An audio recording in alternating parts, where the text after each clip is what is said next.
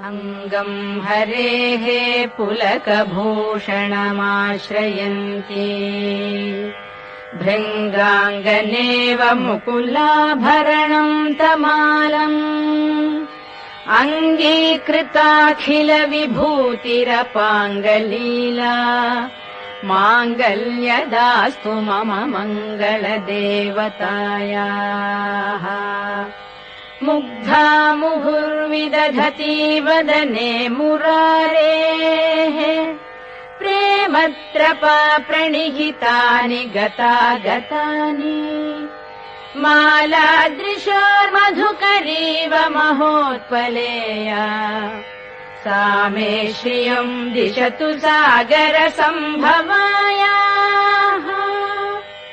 आमीलिताक्षम् अधिगम्य मुदा